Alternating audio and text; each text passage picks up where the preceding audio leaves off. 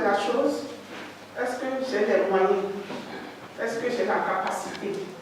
Est-ce qu'au finish, si l'État ne m'emploie pas? Après l'obtention du baccalauréat, le choix d'une filière s'impose aux nouveaux étudiants pour leur cursus universitaire. Une décision difficile à prendre pour certains. Et pour cette nouvelle année universitaire qui s'annonce, l'enseignant-chercheur à la faculté des sciences économiques et de gestion à l'université d'Abomey-Calavi est allé à la rencontre de ces nouveaux bacheliers des communes de Djidja et de Zobodomé. Accompagné d'une délégation d'enseignants natifs du Zou, la mission est de fournir assez d'informations à leurs jeunes frères et jeunes sœurs sur les filières qu'ils peuvent s'offrir à l'université. Nous leur avons donné des orientations possibles pour choisir la filière d'avenir et où s'inscrire en fonction des métiers de rêve.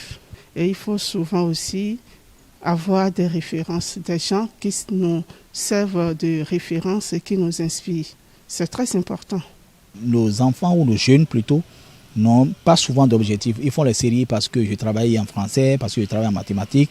Et c'est après qu'ils commencent à se chercher. Donc, il est intéressant et c'est justement pour ça que cette activité-là est intéressante.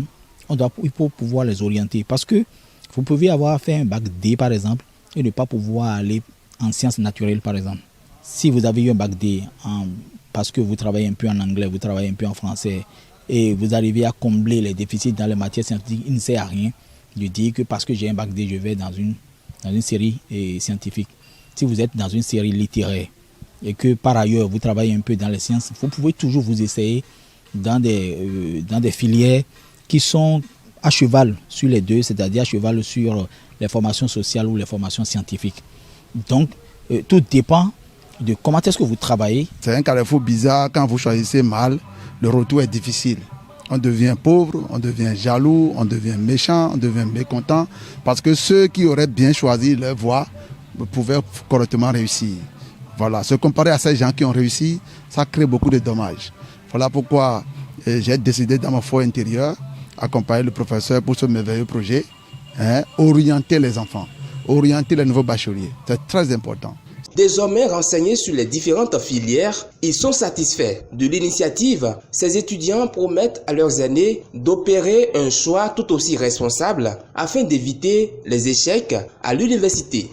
Je suis très aimé de cette séance-là parce que avant j'avais choisi la médecine et le génie civil et je doutais de deux choix. Maintenant, ils ont parlé du bien fondé de leur science et finalement, j'ai compris qu'il faut choisir le génie civil à la place de la médecine qui m'est fondamental au début. Moi, je suis très contente de leur arrivée parce qu'avant, je n'avais pas bien fait le choix. Mais après leur arrivée maintenant, je me suis retrouvée. J'ai pris maintenant la médecine comme un choix. Le professeur Alastair Alinsaton et ses collègues promettent poursuivre ces journées d'orientation au profit des nouveaux bacheliers dans tout le département du Zou.